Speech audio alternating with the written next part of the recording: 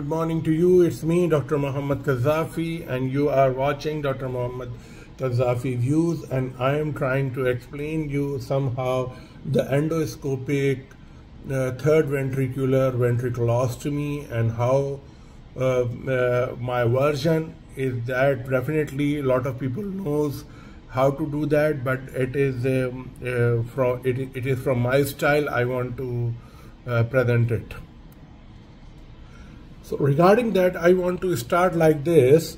The endoscopic third ventriculostomy is considered as a treatment of choice for obstructive hydrocephalus, and it is indicated in hydrocephalus secondary to the congenital aqueductal stenosis.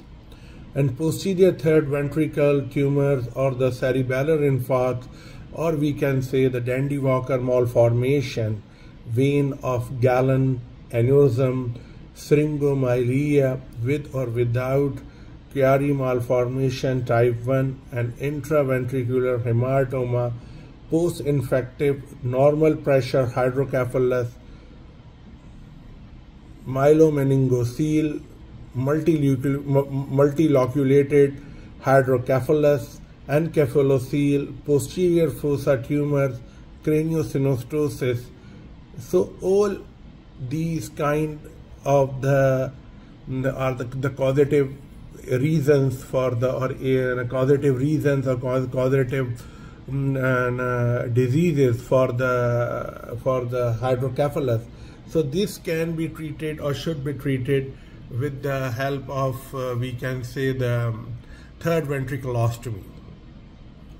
And you know the endoscopic third ventriculostomy is considered a treatment of choice for obstructive hydrocephalus, and it is indicated in the hydrocephalus secondary to the congenital aqueductal stenosis, posterior third ventricle tumor, or we can say the cerebellar infarct and the Dandy-Walker malformation, vein of Galen aneurysm, syringomyelia with or without Chiari malformation type 1, and the intraventricular hematoma, post-infective normal pressure hydrocephalus, myelomeningocele, multiloculated hydrocephalus, encephalocele, posterior fossa tumor, and craniosynostosis. And it is also indicated in a block shunt or the slit ventricle syndrome.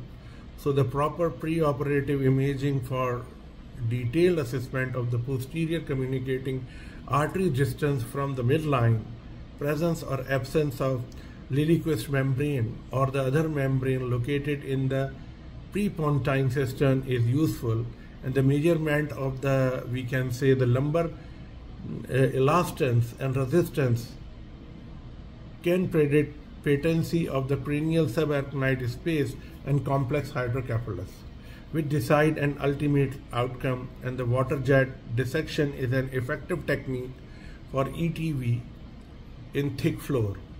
Ultrasonic content, or we can say the ultrasonic contact probe, can be useful in selected patients, and intraoperative ventriculostomography could helpful in confirming the adequacy of endoscopic procedure and thereby facilitate the need for the shunt. And the intraoperative observation of the patients or the patent aqueduct and the prepontine cistern scarring are the predictor for the risk of the endoscopic third ventriculostomy failure.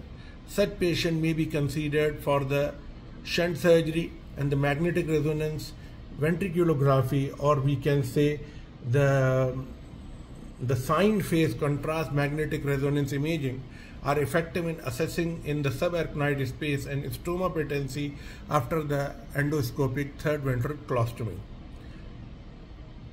So you know that the proper selection and the proper operative care include monitoring of the ICP and need for the extraventricular drain and the repeated lumbar puncture and the CSF drain. Ommaya reservoir is selected patients should help to increase success rate and reduce complication, but most of the complication develop in an early post-operative, but the fatal complication can develop late, which indicate an importance of the long-term follow-up. So the purpose of and definitely this is educational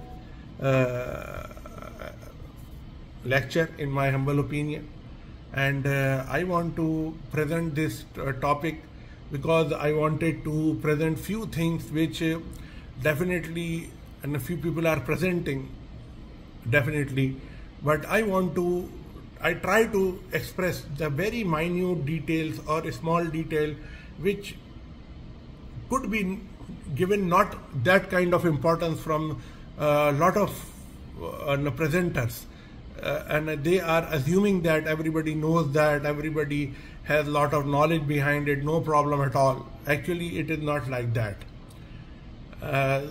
So I just wanted to express that, as I mentioned, there are these kind of the causes I mentioned, but it is also indicated in the block shunt or the slit ventricular syndrome also.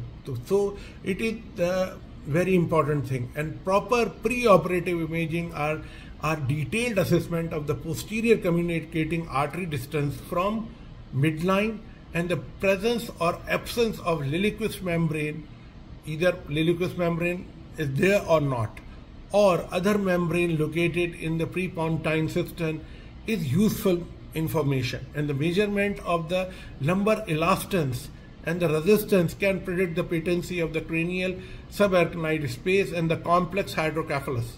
So we decide and the ultimate outcome, and water jet dissection is an effective technique for the endoscopic third ventriculostomy in thick floor.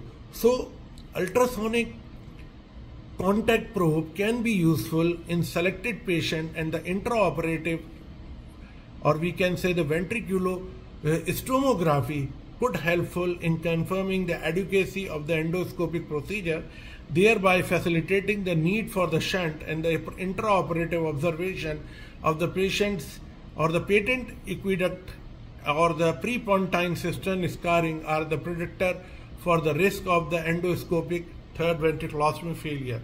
Such patient may be considered for the shunt surgery, and the magnetic resonance ventriculography, or we can say the sine phase contrast magnetic resonance imaging, are effective in assessing subarachnoid space and stoma patency after endoscopic third ventriculostomy. So the proper case selection post-operative care include monitoring of the intracranial pressure and the need for the external ventricular drain and repeated lumbar puncture and the CSF drainage. Ommaya reservoir is selected in selected patient could help to increase success rate and reduce complication, and most of the complication develop in the early post-operative, we can say, but the fatal complication can develop late, which indicate an importance of the long-term follow-up. Here I want to show one picture. This picture I deliberately took and deliberately I chose for the reason that definitely I wanted to tell you about this scope, and I wanted to give a thorough lecture over it. And you can see here how the direction actually we are using the we can say the Cocker's point we are using for the the 10 centimeter behind and the 2 centimeter in front of the 10 centimeter behind the midline, actually the mid-pupillary line, and then the 2 centimeter or 3 centimeter anterior to the coronal suture, and 2 centimeter or 3 centimeter away from the midline. So this point and this Cocker's point we are choosing because we want to choose this. The reason is that we want to actually target this area, and we can, because the 1 centimeter up and down here and there is giving us the idea sometime the anatomy is little change or little different or little not and same for every patient. That's why we are doing like that. And now you can appreciate how the endoscope is going, and here the image of endoscope is showing with the shadow, which is showing that it can be means manipulated, or it can go means on the other way. But so what could be the direction and what could our target for this? And here definitely the posterior communicating artery is very, very important. Basilar artery, very, very important. The anatomy of these is very important. Fornix anatomy is very important. So, and I will try to explain you in detail. And here I want to show how people are doing the mistake, and when they are targeting and going on the wrong place. So this is very important when actually people are enthusiastic, people want to do, people want to express themselves, and people want to improve, or even though I can say that people want to prove themselves for themselves. I know that they a lot of purity in their intention, but even that, when they are going without any supervision, or when they are going without any prior information, so what they are doing, what could they do, and with the few millimeters distance, what they can cause with the very beautiful procedure can be, or what could happen. So these are very important things, and this picture is telling 1,000 words by itself. I want to show you one thing, and with the help of this picture I want to express that you can appreciate the difference when we are going, the angle when we are going, what angle showing what, how much depth you need that, how much depth you are choosing, where you can hit, what you can hit. So these are very, very important things to understand here. And once you could understand these things, then definitely you will be able to do a very, very high class, good quality, or very appropriate endoscopic third ventriculostomy. Definitely it is a basic procedure for the cranial endoscopy, and all other procedure for the cranial endoscopy, whether transcranial or transnasal, transsphenoidal, but this is the more basic one. And even though in basic one we can hit or we can miss few things, because when we are doing the simple ventriculostomy, then we have a chance, it is a definitely that is a blind procedure. But this third ventriculostomy is not a blind procedure. It is a video assisted, camera assisted, you can see each and everything. So how our targeting, trajectory, angulation are important here. I want to tell you more thing about this. Now I want to explain you few things here.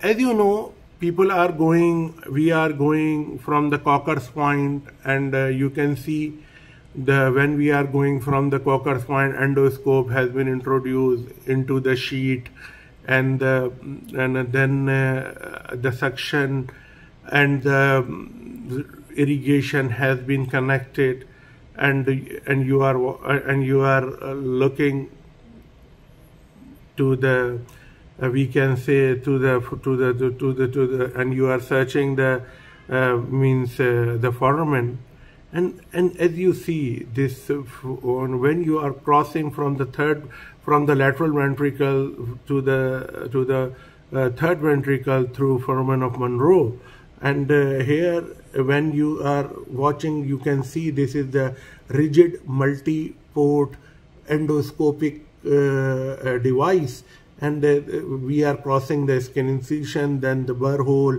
and then we are opening the dura mater, maintaining the hemostasis, and trying to avoid any big vascular injury, and then we are crossing the cortex, and then via this corticotomy we are crossing the whole parenchyma, and then we are crossing the corpus callosum. Once we are crossing the corpus callosum, and and we are reaching near to the optic. We are entering into the third ventricle, and here the anatomy is the most important. You have to know. A lot of other two veins definitely are important, I will tell you, but here as a structure it is important to know that the fornix, you have to avoid anyhow the injury of the fornix, and once you can avoid the injury of the fornix and you are through the corpus callosum, and then you have to avoid the injury of optic chiasma. It is also very important. People are telling you what you have to do, but what should not be done by anyhow by you, it should be avoiding these injuries. And definitely after that you have to avoid the pituitary stalk or pituitary gland injury, and definitely when you are piercing the membrane and the floor of the third ventricle, so you have to avoid the injury of the basilar artery, which you can see here. So this picture I just wanted to show you because the dorsum sali and pons and the basilar artery you can hit, or the optic chiasma you can hit, or the pituitary gland you can hit, or the fornix you can injure. So this is the important thing and the important anatomy. It should be clear in your mind. I want to show you here a small tutorial with one figure, and this figure is a right frontal endoscopic ventriculostomy. And how we are doing, you know that the first step we have to give the incision, and when we are giving the incision, it could be the linear incision or the means definitely longitudinal or transverse. It up to your choice, but I am giving the at the Cocker's point. You know that I already told you, but I want to inform you again. The Cocker's point is 10 centimeter behind the mid-pupillary line, lateral 2 centimeter from the midline, and anterior 2 centimeter to the 2 or 3 centimeter to the coronal suture. And there you can make in a linear incision, longitudinal from anterior to posterior, or few people are doing right to left, up to them what they choose. But what I am giving, I told you, and then what I am doing, giving the burr hole here. And once we are giving the burr hole, and after giving the burr hole, this anatomy should be in your mind. Where could be the choroid plexus, where could be the membrane of the Liliequist or the Liliequist membrane, or where could be the cerebellum, and where could be these are enlarged ventricle, where could be the basilar artery, and where could be whole cerebrum behave. And after that, once you are doing the burr hole, then definitely you have to do the cautery, and then you have to put, we can say that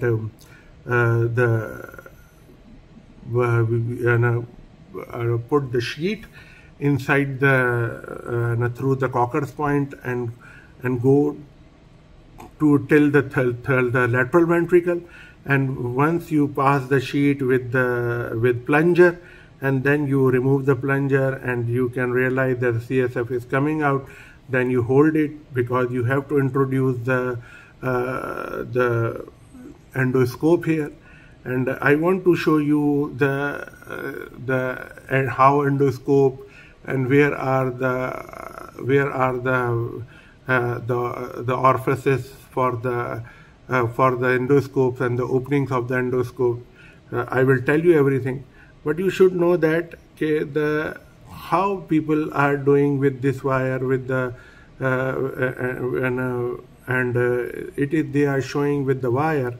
They are doing the fenestration of the Liliequist membrane and space in front of the basilar artery with the boogie wire, or sorry, we can say the Bugbee wire, and the cold probe. So this bug-bee wire people are using or were using, but still it is in use, and they are doing it. Is not a new thing. Then the endoscope ideas came by that. So I just want to tell you here, when we are putting the endoscope inside the third ventricle, then these structure we can appreciate, and you can see these kind of structure. And here you can see there is a choroid plexus, and the top of the choroid plexus, I can say on the picture, which is very much on the right up, on the upper quadrant, where is the foramen of Monroe, you can visualize very easily, and you can appreciate the choroid plexus here. This is the wavy, or the, you can say, the slight pink color or slight orange color. This is the choroid plexus, and above that there is a vein, and which is the thalamostriate vein, which should be taken care very well, should be avoided for any kind of injury here.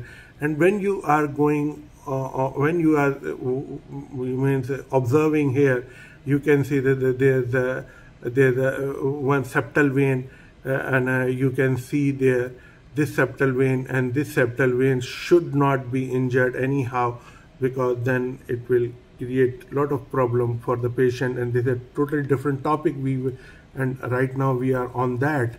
But in the other figure, you can see there is a, where is a 3 is mentioned on the left up figure.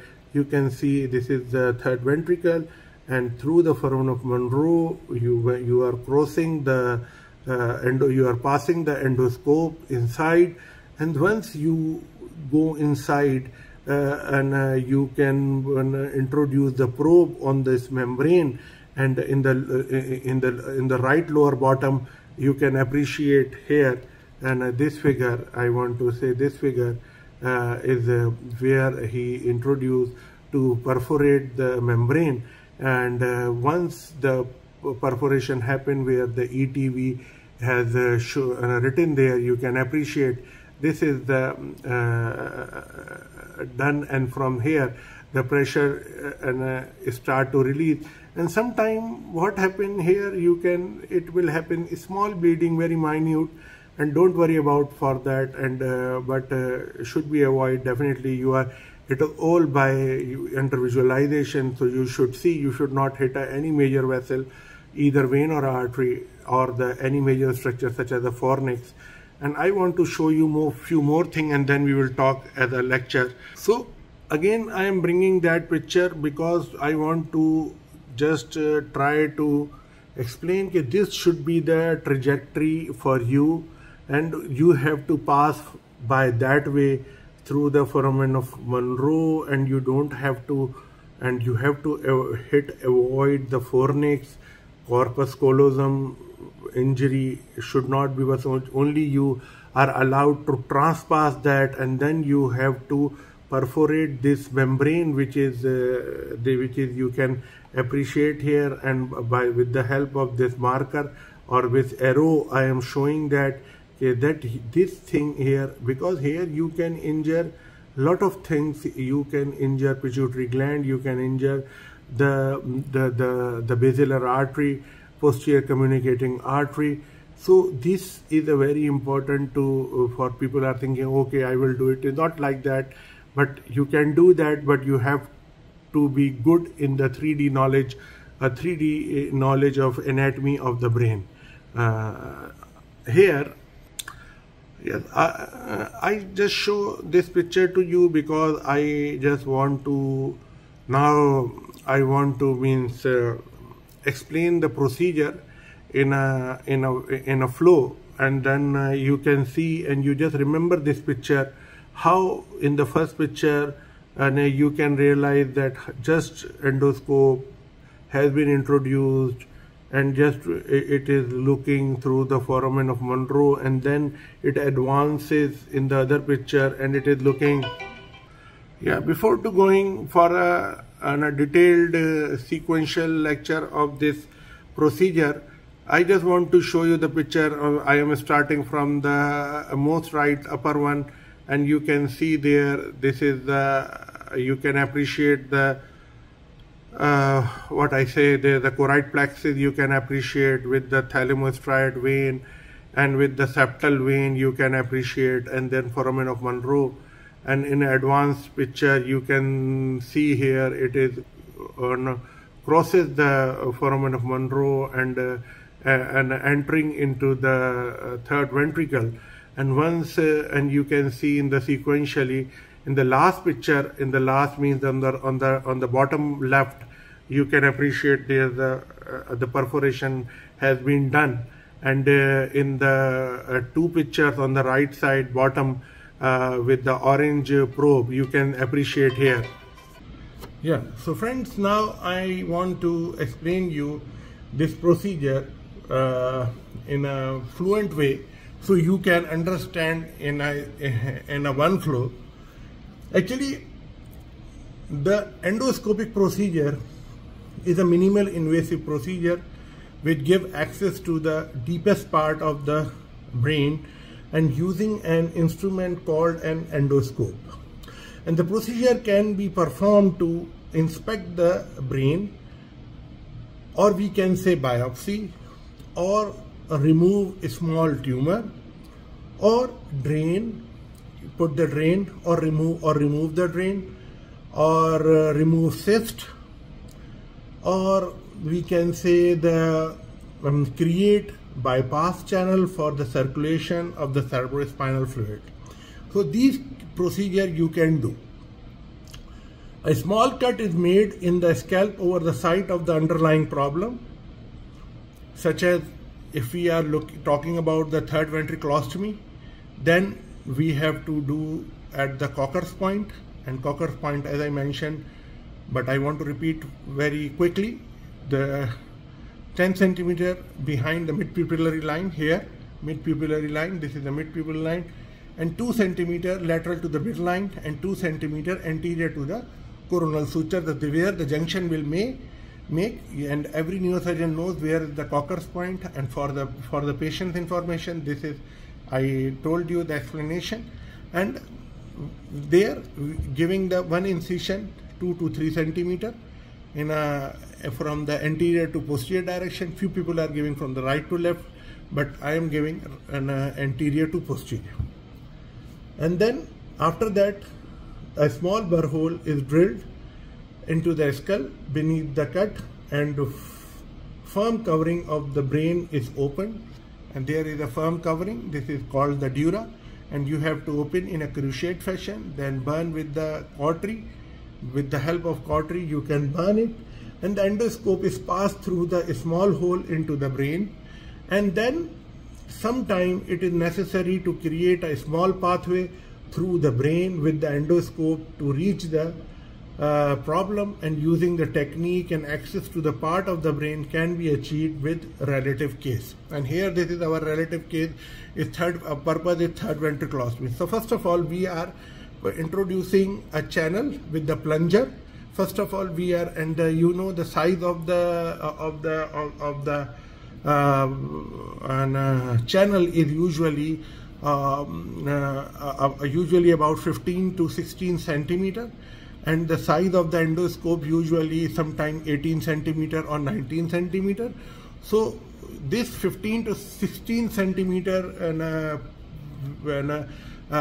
channel we are putting, and once we are putting it is with the plunger. Once we reach there, when we 5 centimeter 6 centimeter you go, and once you reach that, then you remove the plunger, and once you remove the plunger, little advance it, and then you have to introduce the endoscope. Before everything you have to take care of everything. Now I will show you the pictures of the endoscope, how the endoscope look like, and what is the tip of the endoscope and what it is doing. I will tell you. It is the width is not much. Endoscope is about I can roughly maybe 4 millimeter in diameter maximum, but I will tell you some endoscopes are coming 5 millimeter also. But I want to explain, I will show you and I will explain you there. But this is the procedure I wanted to explain you here. Then the endoscopic third ventriculostomy is performed in an adjacent to the endoscopic procedure in order to create an opening in one of the fluid-filled cavities of the brain called the third ventricle. And the procedure is performed to bypass any obstruction to the flow of the cerebrospinal fluid. To achieve this, endoscope is passed into the fluid-filled cavities, which is called definitely the ventricles, and within the center of the brain, this endoscope is navigated into the third ventricle through the foramen of Monro, which is the communication between the lateral ventricle and the third ventricle.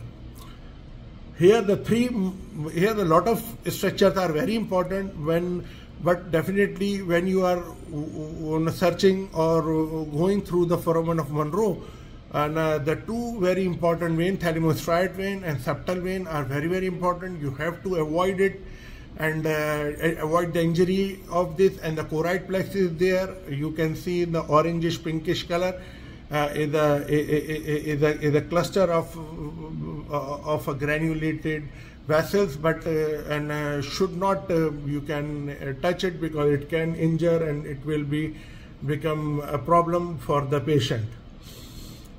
And you know once you, for example, when it is going through the foramen of Monro, and once it crosses the foramen of Monro, then you can see there is a faded, we can say the faded glass like a small area, which is the membrane, and this membrane you have to liqueous membrane, and then you have to pierce it. But you have to see, you should not injure the optic chiasma. You have to take care, you should not injure go to the lateral and injure the optic tract, or anterior you can injure the other parts such as the pituitary gland or the pituitary stalk or the hypothalamus or the mammillary body or the infundibulum, or the basilar artery. So these all structures you have to take care of it. You have to avoid the injury of these structures. And once you perform this procedure, definitely you are close with the staples or the suture. It's up to your choice. And this is the endoscopic procedure, or you can say the endoscopic third ventriculostomy. But regarding the anesthetic point of view, I want to talk about here, because this is the informative and the educational lecture. So I want to tell you that the procedure will require a general anesthesia. So about the anesthetic information, definitely, and we should know definitely how the general anesthesia and definite anesthesia is important. And the common complication, common risk factor regarding this procedure, apart from the anatomical injuries and iatrogenic injuries of some brain anatomical important structure, as I mentioned the name, and so infection, it may happen, and this may need the antibiotic and further treatment, or if there is a minor pain or the bruising or the infection from the IV cannula, then definitely should be treated with the antibiotic. And bleeding, it can happen, should be treated, and bleeding definitely depend how much the amount of bleeding, and definitely before the surgery, if patient on the warfarin or aspirin or clopidogrel, so we have to avoid it. And so these are the important things. But the uncommon risks also include such as the heart attack because of the strain of the heart, and the stroke, or because of the stroke complications. And a definitive diagnosis may not be required if the procedure is done for the biopsy, and this may require the further surgery.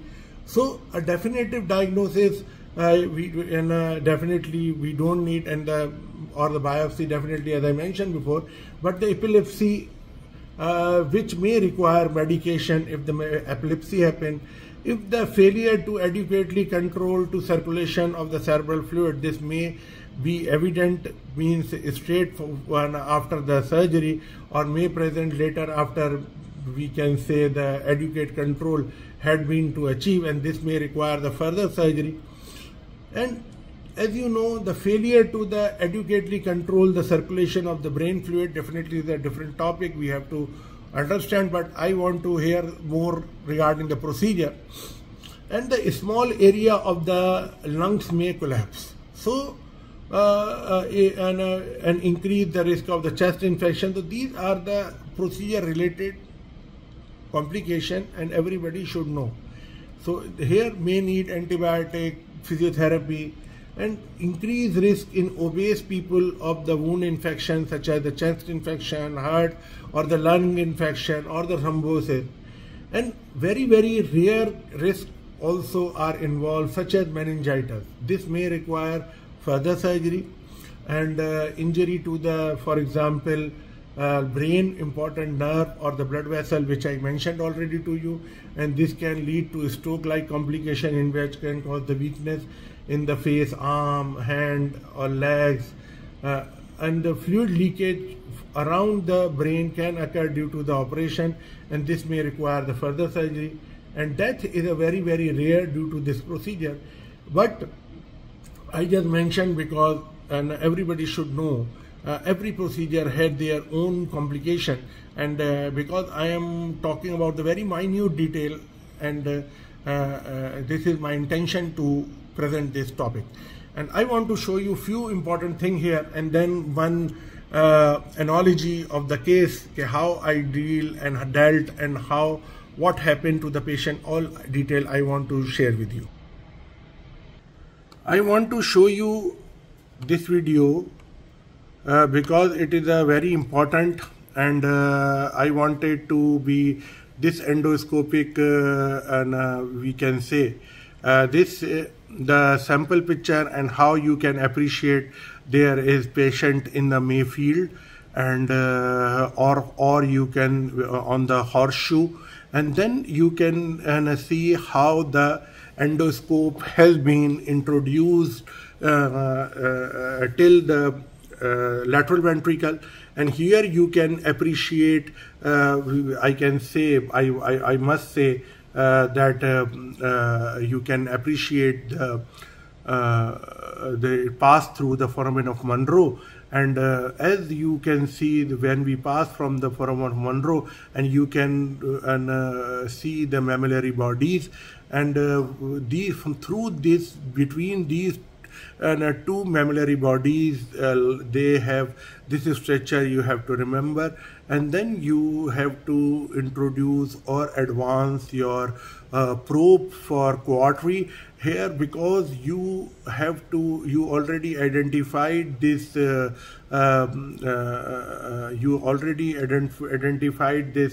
I must say the membrane, and then you has means passed that to make the perforation, to create the perforation. And here this little bleeding happen, but it is not worried too much for this, because now you are cauterizing these vessels which you are thinking, and then by this you are advancing. Or here one advancement you can do there. Okay, I am keeping with me one Fogarty catheter, and in a deflate position you can introduce, and then you remove in a full inflated position, then for widening for this perforation. And once now you can see there, from here you can appreciate the basilar artery. So you have to avoid the injury to the basilar artery here. And people are thinking how people can do this kind of injury. When the things are happen, it happens. So and here other major vessels such as the posterior communicating artery. So you have to avoid that kind of injury also. So these are the important things which I wanted to bring in your knowledge. And here you can see when examination has been done, examination has been conducted, and then you can appreciate here this is a cystic kind of structure, and with the help of the endoscopy it can be done also. But this is not our goal to explain, but what I try to explain you now, I think you understand very well. And this is the all the, we can say, the endoscopic, or the here you can appreciate all kind of and I will start from the top, from the right, and then here you can see this is the bipolar cable. Here this is the one end, this is the other end, this is bipolar means cable you need it when you are trying to perforate, or when you want to coagulate any thing where you require to do especially the bleeding vessel. And here you can see this is the white colored, and this is one, this is the, you can appreciate this is the suction catheter, and this endoscopic sheath, and then with this obturator, which is this obturator is this is you have to see this is first of all circular. This is the suction catheter, and we are using, and this suction catheter is for the suction. And here this long instrument you can see, which is called the endoscopic sheath, where I am telling this sheath we are passing, and through sheath, first of all, when we are putting the burr hole, first of all we are passing this sheath. And this sheath is very, very important to pass. First of all, we are passing this sheath, and it is with this plunger. This is a plunger with that, and this plunger will be going inside here.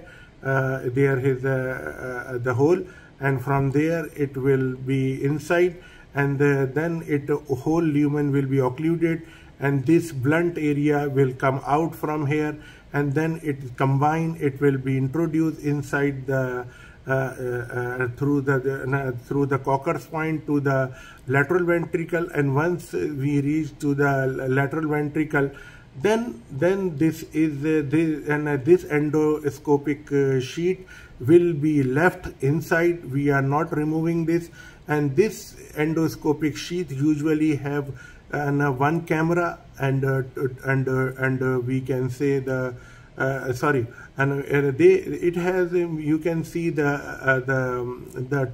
3 holes. One hole for the here on the tip.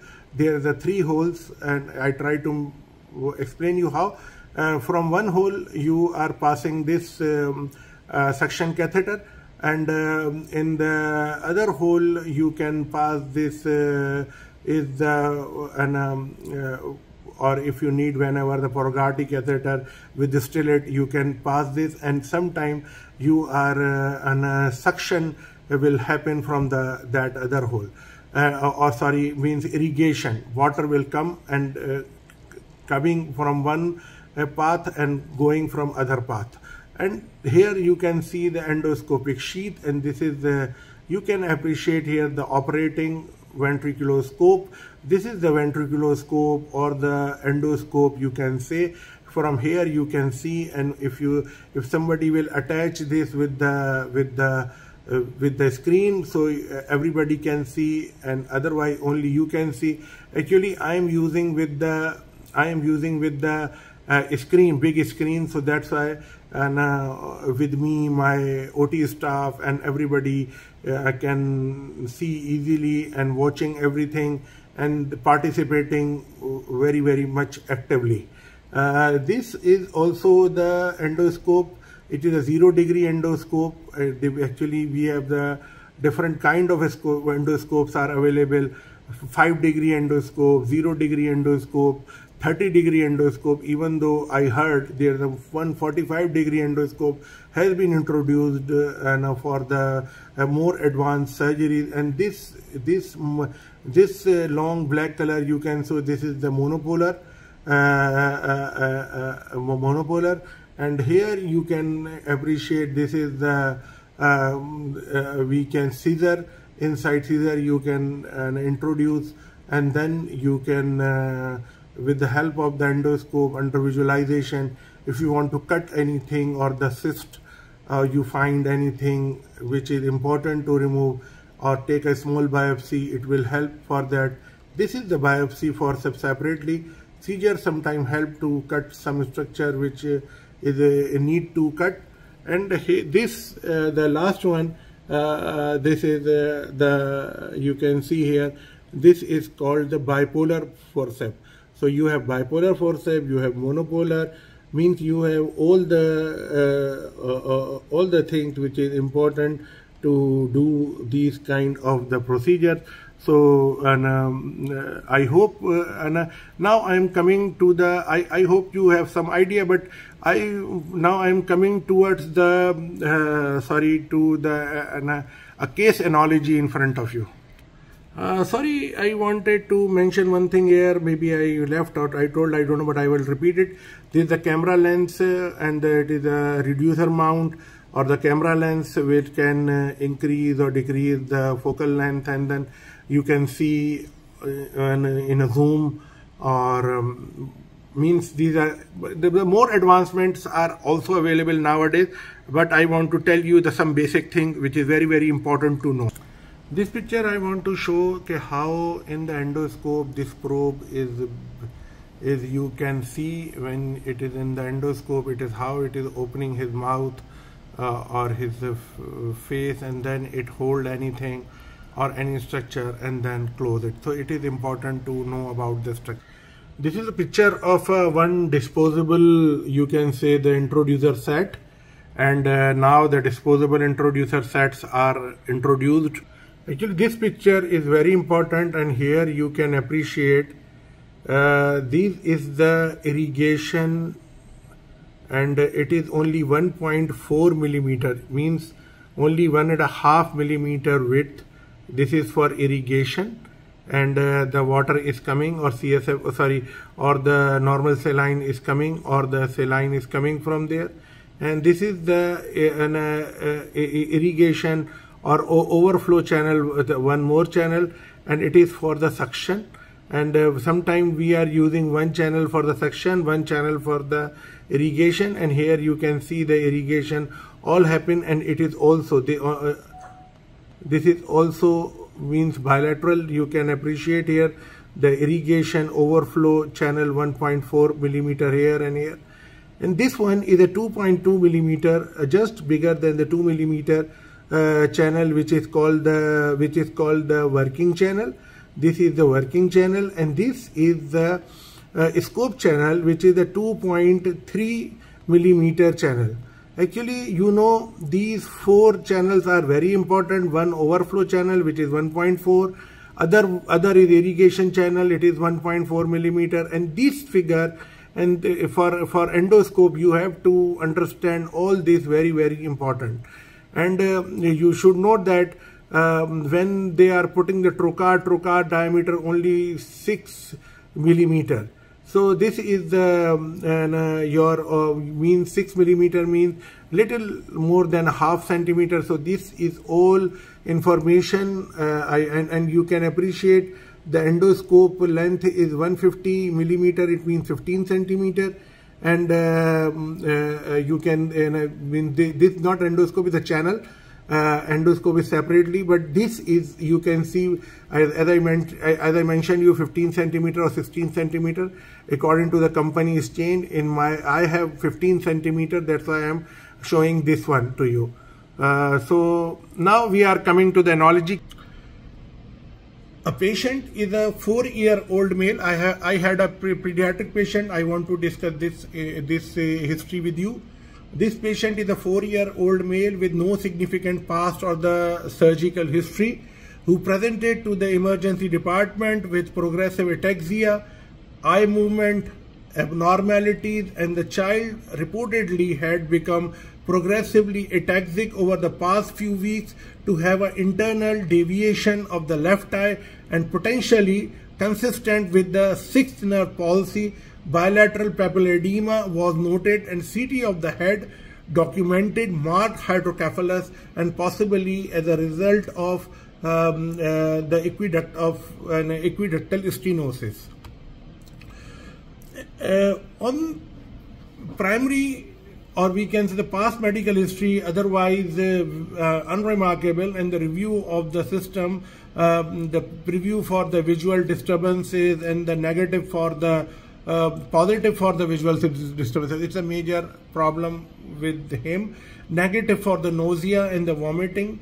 On examination, alert, head circumference well above the, we can say, 95th percentile, and it was 38 centimeter at birth, and around the 9th percentile, and gait ataxia was there.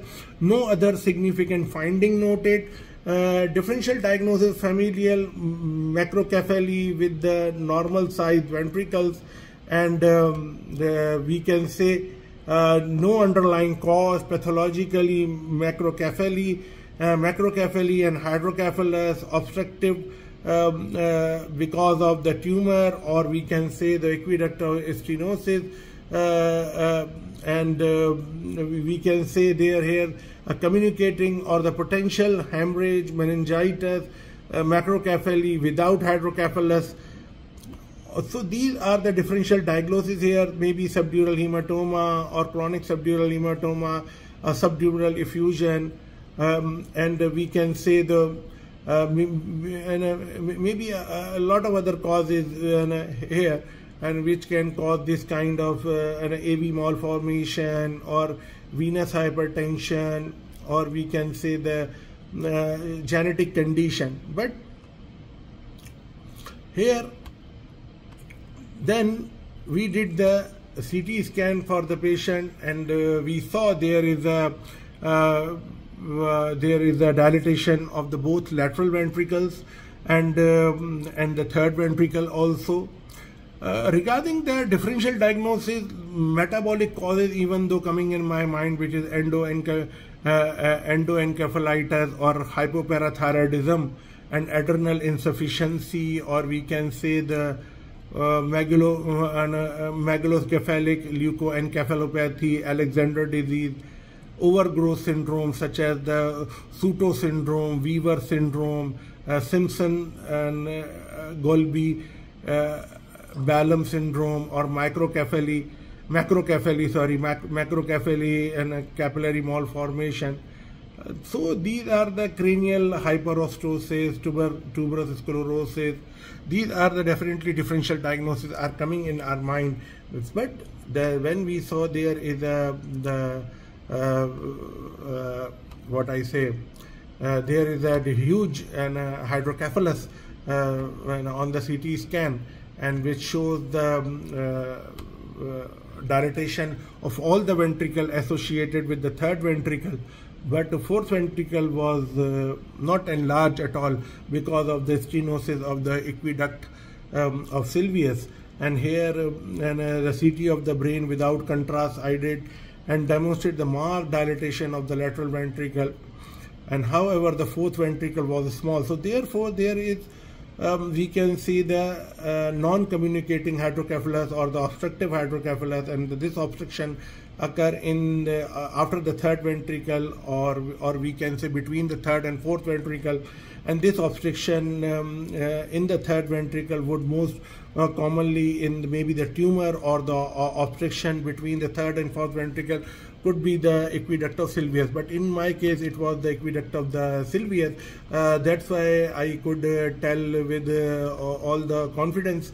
So here the tumor in the pineal region or aqueductal stenosis behave like same. So you you have to understand, sometimes you can find something very small inside and it cannot be seen on the CT scan. Then MRI must be needed, or sometime MRI needed to when there is an ambiguity and you are not clear in your mind and you are thinking there could be the other possibility. Then you have to what I try to say here, that you have to to clarify the ambiguities or the doubts before to proceed any kind of the procedure.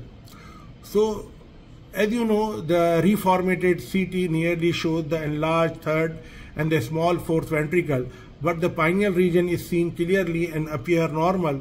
So, in this case, in my case, was no pineal gland, and definitely I chose the case for that which is very clean. That's why I am trying to present you here in front of you. And the pineal region is clearly, but definitely we were thinking for that and it was in our mind, and definitely it is an educational lecture.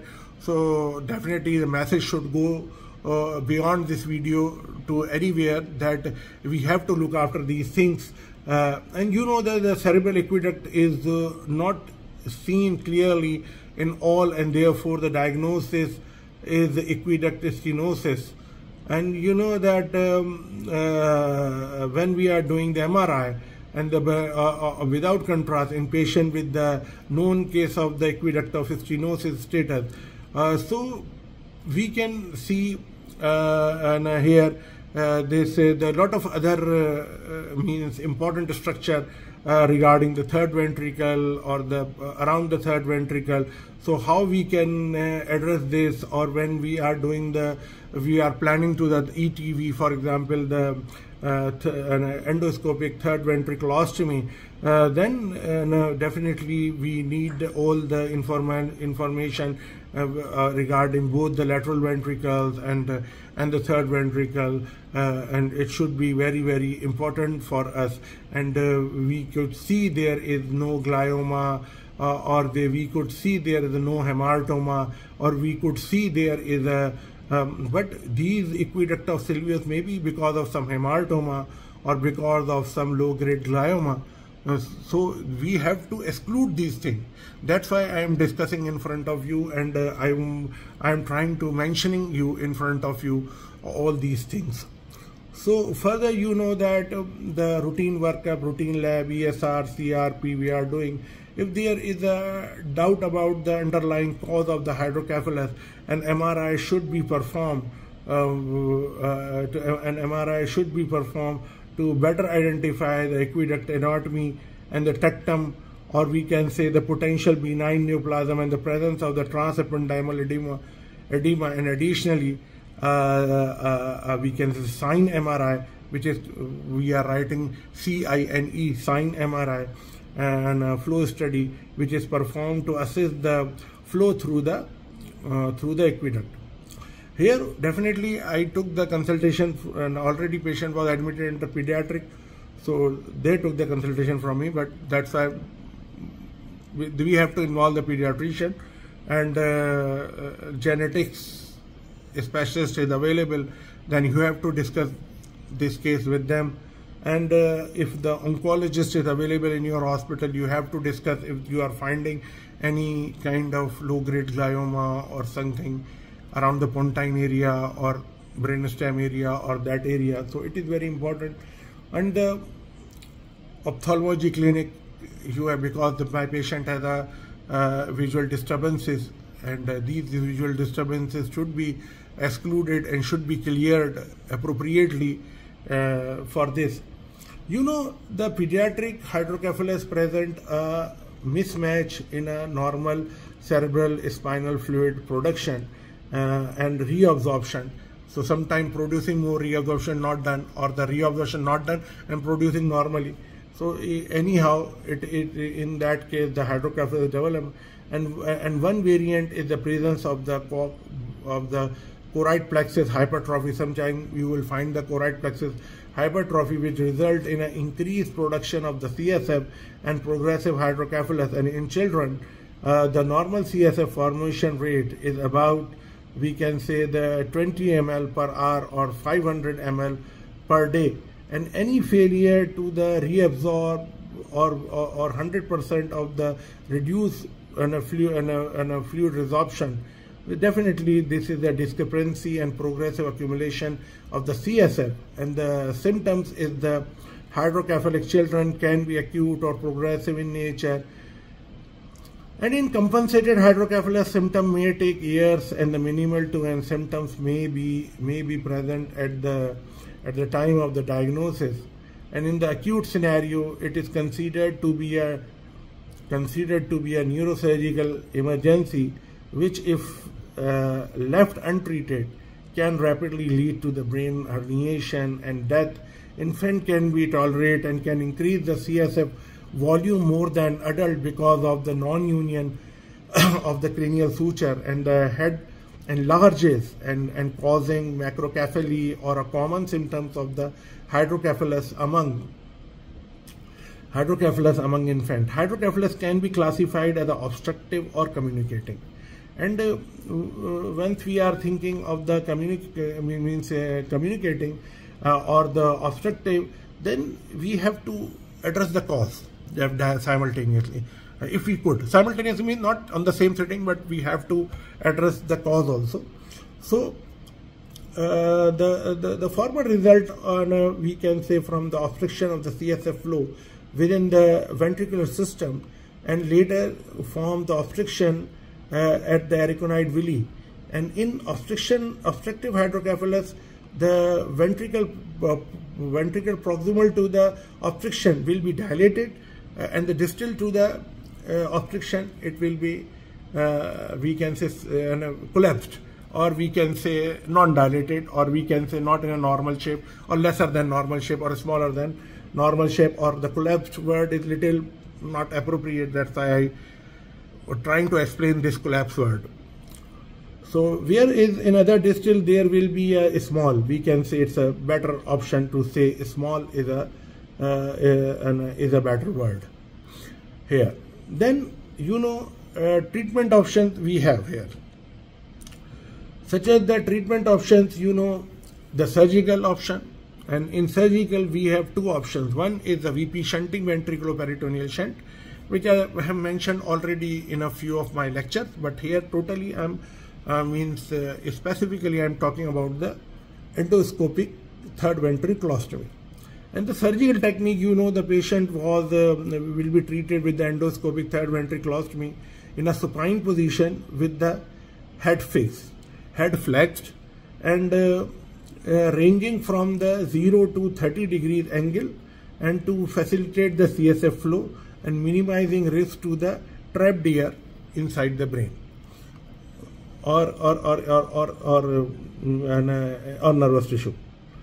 So this is here important to know that the 6 to 10 millimeter, I must say 6 to 10 millimeter burr hole is made merely slightly anterior to the coronal suture and at the level of the, we can see the mid-pupillary line, and the dura mater is coagulated and opened with the we can say the number 11 blade, or with the Colorado monopolar cautery.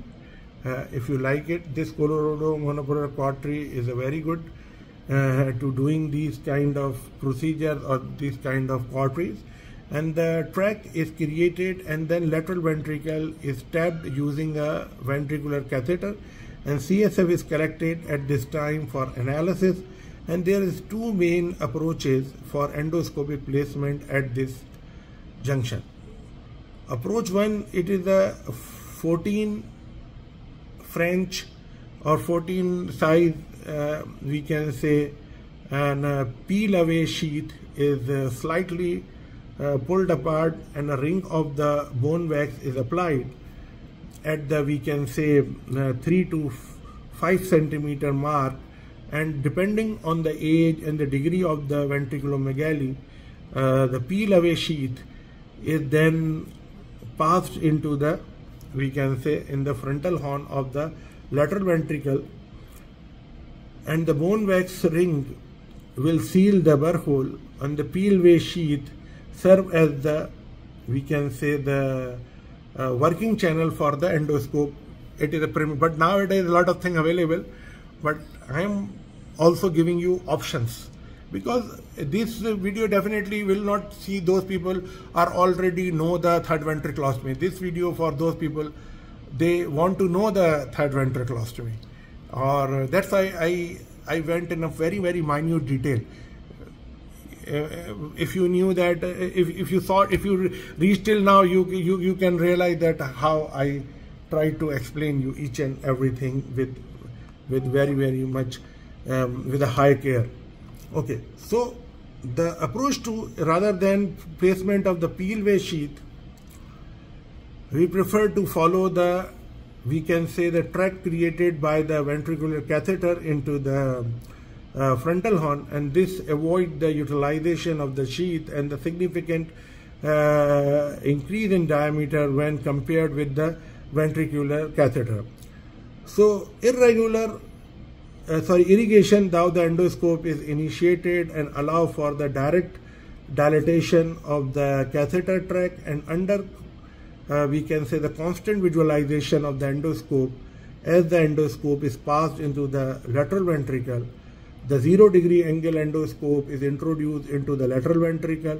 In some scenarios, it may be important to introduce the endoscope promptly to avoid rapid egress or removal of the CSF or outflow of the CSF and the partial collapse of the ventricular system. So this, and the surgeon, when they visualize the choroid plexus, which will lead to the foramen of Monro entering to the third ventricle, and the floor of the third ventricle will appear in the faint blushing color, and the infundibular recess and the medullary body will be visualized. And this is which I remind like it's like a medullary body, like a small, like a two hip and hips of the human hips. It is in a small in size. It like this bulge. So which you can remember, I think, easily. I remember like that. Okay, or I identify like that. Sorry, it's a better word, I think. So the surgeon then visualize the choroid plexus, which will lead to this choroid plexus. If you follow the choroid plexus, it will lead to us to the foramen of Monro. So it lead to us the foramen of Monro entering the third ventricle, and the floor of the third ventricle will appear in the faint blush color, and the infundibular recess and the medullary body will be visualized, and the tip of the basilar artery and the sometime we can say the perforator can be visualized through the ventricular floors. And these are the numerous modalities that can be utilized to fenestrate or perforation the floor of the, or the fenestration of the floor at the juncture, and using the stiff end of the guide wire or the catheter tip and the floor of the third ventricle can be fenestrated anterior to the medullary body. As I mentioned, I am using the Forgati catheter. Few people have a different ideas. I bring all the ideas and I wanted to present in front of you. And I am mentioning here that what I am doing. So the methodology of the most common and the perforated scenario where the floor is transparent, and or we can say the little opaque glass, and the vascular anatomy is well visualized if you want when you put the light, lot of light in that. And in this scenario where the floor is opacified, or means I can say there is a distorted or the vascular anatomy is difficult to visualize, we prefer to the secondary technique, and in this case we have to micro forceps or the microsuction attachment are used to elevate the floor, which is then opened, and this minimize potential, or we can say the vascular compromise. And one should never utilize a monopolar we can say the filament while electrified hot to, we can say, perforate the floor. And you know, here the ventriculostomy is now performed using the balloon catheter and the balloon Fogarty, as I mentioned that I am doing with the balloon Fogarty, balloon catheter, and it is placed through the ostomy, and this inflated and slowly pulled through, the resulting in a progressive dilatation and uncontrolled inflation of the balloon and inferior to the floor, with the risk of the vessel injury, and should be avoided any bleeding at the tamponade for the course 1 to 2 minutes, and the ventriculostomy should be approximately 5 to 6 millimeter in diameter, and failure to produce a significant opening will jeopardize the third ventriculostomy and potentially result in scenario where the ostomy can heal and become occluded. So following fenestration, once you are doing the fenestration, as I mentioned, a lot of ways in front of you how you will do the fenestration. Once you get the fenestration, following fenestration, the endoscopy is passed into the preoperative cistern to check for the arachnoid membrane, which may be inhibiting CSF flow, and if needed, and these membrane may be separated with the balloon catheter, and in the, we can say, the successful procedure, CSF flow through the ventriculostomy can usually be seen by the flapping of the tissue around the hole, and it is we can say the counter initiative, but it is the most successful scenarios. CSF flow will be towards the endoscope and will associated initial and a fogging as a result of the turbulent CSF flow, and the endoscope and the sheet are then removed, and the burr hole is filled with the absorbable gelatin such as the gel form or Surgicel, whatever you like it. I am usually liking the gel form here, and the scalp is closed in a layer. Usually we are closing for the craniotomies or always for the all kind of surgeries here when we are doing. Complication I already mentioned in front of you and in detail regarding the injury of the basilar artery and fornicial injury and other. So I try to explain in front of you in detail. I hope you will like it. If you like it, please subscribe, share, and support us. Anyway, thank you so much. We will meet with one more lecture. Thank you so much.